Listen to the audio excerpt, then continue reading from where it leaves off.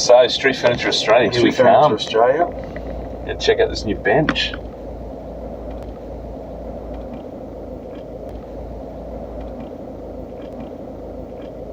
The Internet of Benches, the Internet of Park Benches. Street furniture that talks to the internet. Yeah, it's interesting to me, I love the idea because I am quite often caught short around the cities these days for phone charge. That's me every day. Yeah, you can charge your phone, charge your laptop, but I think for me, if they push into Wi-Fi hotspots, and obviously there's other providers out there looking to do the same thing, it becomes a pretty interesting space, at one level just from a convenience factor for your residents, but there's plenty of public Wi-Fi networks out there. Obviously, Waverley and other councils have got amazing ones covering Bondi and all of that. For me, it's what do you do with it? Because there's this key part that there's a convenience factor, which is a service, but there's this underlying data set as well. As I think cities need to move in to understand that they can collect an enormous amount of data of who's using their network and actually use that again to make their cities better places. Because I think on all these things, there's these kind of journeys for people to take. Step number one's having the Wi-Fi networks, whether it's on a bench or in a park, and then step number two was figuring out what to do with the other piece of data, which is who's using it and how you make your city more intelligent, better places. So. But you also got to get some fundamentals in place. What are your pain points as a city? What are the things that are keeping you up at night? Is it sort of worsening air quality? Is it congestion? Is it sort of unsocial behaviour in public spaces? I would imagine that regardless of what your problem is, there's at least 3,000 solutions out there. Yeah, through the Internet of Things. I think most of them, for me, is then once you figure it out, but take the time to think about 2 steps ahead. Because as I'm listening to one of the Melbourne councils as we pull up to Street Furniture Australia, we finish off talking about their Wi-Fi network they've just deployed through Fitzroy, and they're not going to sell or utilise the insights of the users, but they've only issued a 2-year contract because they know in 2 years' time they want to come back to that. But for them, it's about putting a local government framework that's everyone's happy with. So I think it's a 2-step process of thinking ahead. You may not be ready for it, but put some steps in place. So anyway, okay, here we are. Go in. Go have a look. Righto. So this is the Power Me table. Street Furniture Australia. Street Furniture Australia. Coffee courtesy of our video partners today, Place Design Group. Always good to have a bit of barista blend. It is. So first impressions. It's comfortable, hey? Very comfortable. It doesn't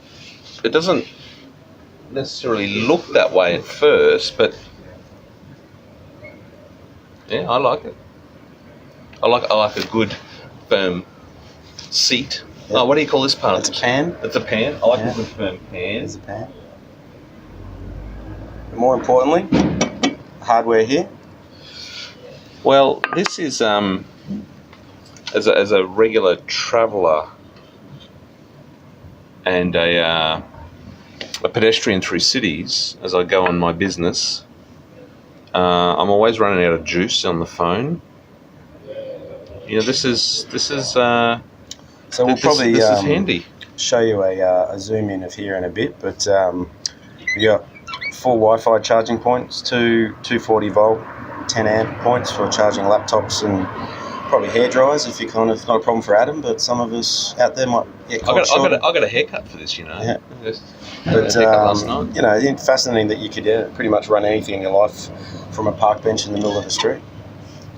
Yeah, so that's exciting. But what's more exciting is what lays beneath here, the actual little table part, is this can sort of be opened and relevant hardware componentry added to it over time, whether you want to convert it into a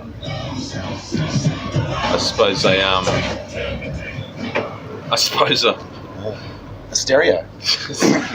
You power your stereos. Wi-Fi hotspot. Yeah, so we think laterally though, and we were talking earlier about our IAT network and some of our other friends from the Future Street and some of their different deployed networks. I mean, we could, in theory, have an army of street furniture, specifically an army of benches out there collecting data on anything in cities. Yeah, I mean, this is I think back to my uni days, sitting on grass, sitting on retaining walls. I mean, university campuses like mini cities. I can definitely see this is an amazing campus solution as well. Mm. So anyway, I was saying, you and I both travel a lot, and what I sort of see is sort of people attached to the base of columns and attached to walls, sitting in anywhere in airports, charging their phones. So imagine these things anywhere. But to me, it's the exciting bit is the next generation. Having this is pumping out Wi-Fi signals, and even now maybe it's being a wireless charge. Imagine if you're able to walk up and drop your phone onto this bench and it just charges itself with like the new generation iPhones and Samsungs. So let's think of the critics. Yeah. Because I think, I've got 2 teenage daughters, trying to moderate device usage, but often failing for me. But keeping devices charged is pretty much... Well, it's that new Maslow's hierarchy of needs, isn't it? That's right. Wi-Fi and charger is now above food and house. Yeah. I can imagine, this being a very handy asset in any park environment. But I think to the critics, we should be going to parks and nature to get off devices. Yeah. I don't know. Yeah, but no, but yeah. Yeah. Sure. But again, I think the ability to work outdoors is pretty interesting to me. And I think what's that you're saying is sitting's the new smoking. Sitting is the new smoking. So whilst we're still sitting now, but if I was able to get up and walk to get here so that I could then sit, slightly healthier. We've got to think of our ageing citizens. Yeah. Who need some respite. They could maybe plug their pacemakers direct into these park benches and give themselves a charge, But jokes aside, I think the ability just to get outdoors, I think, is a great thing. And whatever gets you there is the important thing. Whatever keeps you there, maybe. If you can get outdoors and charge your stuff and gives you a reason to stay somewhere, then I reckon we're heading in the right direction. And we don't have one on hand, but the bins that Street Furniture Australia are doing as well are starting to be more intelligent. The new range, it'll talk to you. It'll say thank you when you drop garbage in it. Which is interesting, going back to I was saying earlier, I was reading a book on the experience economy at the moment, and that kind of touches into this. What we actually want from life is these little gratification and experiences, and if a bin talks to you or gobbles and munches the garbage you've just fed it, it's a little moment of humour in your life and gives you a short experience, and it turns these things from just a purely municipal function a little bit of joy in your life. So I think that's the clever bit of technology now, is it doesn't need to be just having a sensor sending back a signal to headquarters to tell you to pick up the bin. If it gives you a reward and recognition and experience thing, then you're this stuff will take off. So, I mean, the mind boggles when you think, if we start with park benches, where does it end? You guys are in the business of creating public places and spaces. I mean, is this going to stick? Is it an idea that's going to? I don't know if we know the answer where it's going to go, but I think we've got a pretty good idea of what the infrastructure required is for wherever it's going to go. And it's interesting doing master plans at the moment for a range of different parks and public spaces, and a lot of the briefs have all got this smart city component to it. You've got to have a smart city element to your master planning design team, which obviously we can do, and the answer is I don't know, but what we do know is that you're probably going to need to have a digital backbone through your park or a Wi-Fi backbone, and the devices and whatever's deployed will be what it's deployed, but you certainly want to be designing spaces to be adaptable and resilient to its tech resilience over time. So I think tech resilience. I think having fibre to your park now is going to be critical, and the ability to plug in whatever comes, is going to be the future of whatever that park space is. So, definitely, I think don't know where it's going to go. I don't know that I'll give you an example. I'm working with a guy at the moment. Andy works for a group called SciGround. He's in a startup, and I'm lucky about in the startup space, and he's got a startup. He wants to build augmented reality playgrounds. His startup. Does that defeat the purpose? No, I don't think so. I mean, I think his view is that you get kids out, get them interacting with technology and in playgrounds, and make, again, a gamification. It seems a bit weird, gamification of a playground. It sounds like But, I think it's a fascinating idea of just watching where this augmented reality and virtual reality and all that stuff may get to in the future. But watch this space. I think Andy's doing some interesting stuff. So. Yeah. I mean, back to Future Street, Playrope had that fascinating digital playground, whatever that was. I mean, I kind of likened it to the 2017 version of the Smack the Crocodile on the Head game. You had to run around and tap the lights. Whack-a-mole. Wow. Yeah, it was. It didn't matter whether you were 8 or 80. People were engaging it. I thought it was great. Yeah. So look, again, I think it's this interesting future of digital playgrounds or just playgrounds equipment, whether it's municipal equipment, whether it's a bench or a park or a bin or a playground equipment that's digital. Digital. So it's time will tell whether it's just a fad, and for me, again, it's how do we bring people into it. It'd be interesting to see whether you can sync your phone to these things so you can record your best score and have a competition. And I think that's a lot of this stuff now sort of talks about the drivers being competitions. And so we probably can't be too far away where you could sync your phone to your playground and jump in and play around with it. Yeah. I like these. I mean, there's something that's just simple about them. Well, why does furniture need to be complicated? To me, I mean, I love those old concrete park benches. They're indestructible. There's ugly as sin, though. Yeah, sure. I mean, these look good. Yeah. I like how they've got the timber. But you can see how, a matching desk version, sit here at a desk, little street desk, plug in, working away. I mean, you'd have me down at New Farm Park punching out a report in no time. Maybe get one of these down in Eagle Lane, hey? I'd love to get one in Eagle Lane. I work regularly with Brisbane City Council, their urban design guys, and the laneway culture in Brisbane's not quite there yet, but a bit more public furniture. I think they're going a long way with their green street in Albert Street and the new stuff in Edward Street. But again, going back to what I was saying earlier, I think we're making things greener, but still the same amount of black bitumen. So I think we're playing on the margins. If we want to have a big crack at this in Brisbane and other cities, I think we need to have a really good hard look at how much of our public realm we give over to cars. It's what's the status? It's 60% of our public realm was given over to the cars. You'd have to look at that on face value and say we got that pretty wrong. So, as our cities densify,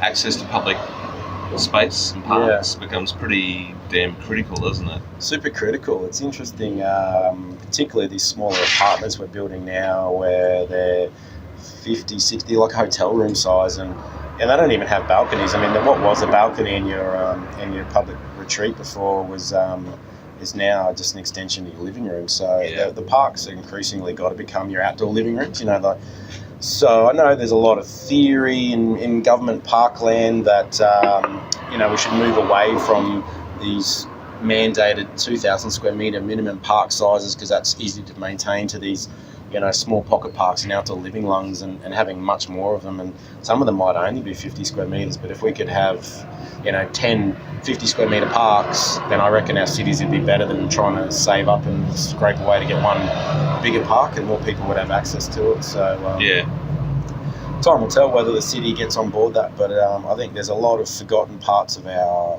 cities or left over that we could do more with, rather than trying to worry about getting these big parks. So parks, maintaining parks, cost of maintenance. I mean, I could see this is like a vessel for gathering so many different bits of data, like particulates, air quality, Yep. humidity, temperature, use of the space. We must be pumping maintenance dollars into parks that you got to question whether it's the money could be best spent elsewhere based on usage. I mean, do we know how our parks are performing? No, I don't think anyone can tell you how many people go to a park in any given day in any given city, and I think we just maintain them because we're expected to. So look, there'd definitely be an interesting, future to come of being able to track park usage as a business case. But we can do it now. We can do it now. I mean, here's the device. Here's the vessel with which we just connected up.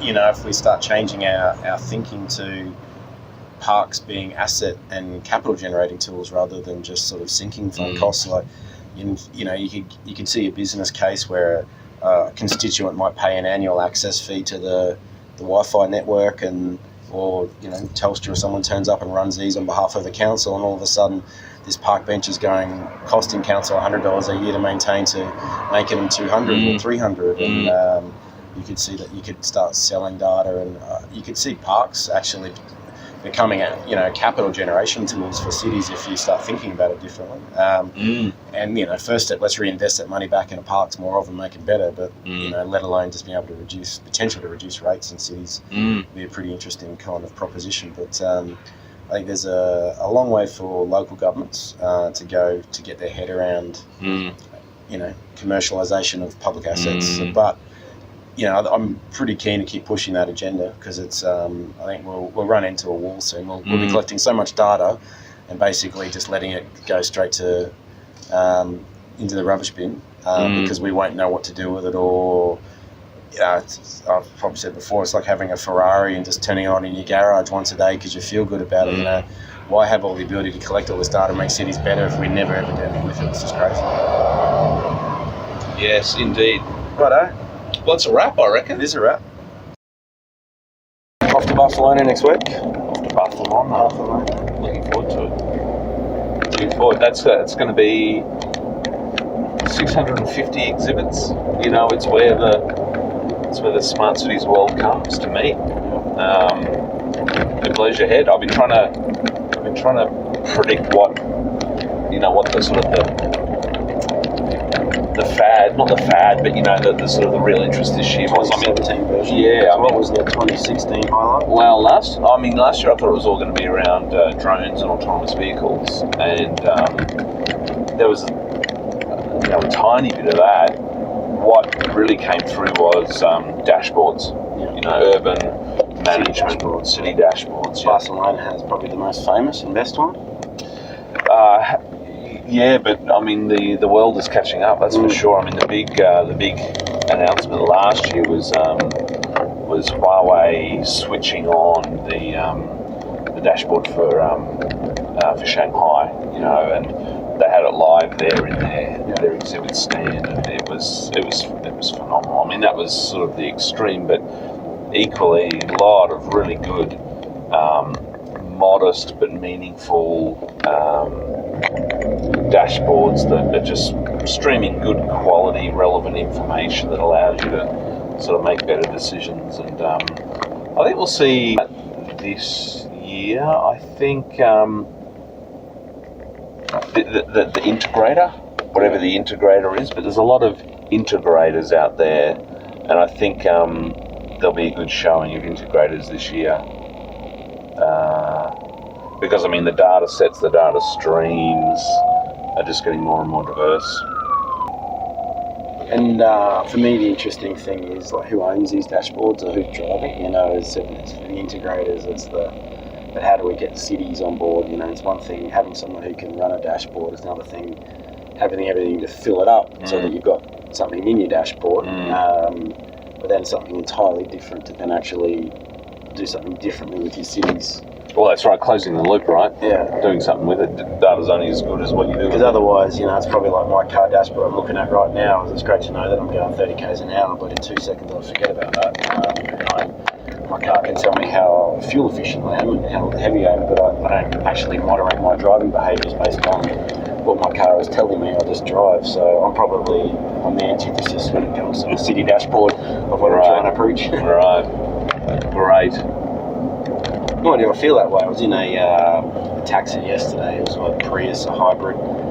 So they got battery technology, but this guy was driving it so hard. It's like a rally car. Can you hear it? You could just, the engine was just on the whole time. I'm like, isn't that kind of defeating the purpose? Yeah.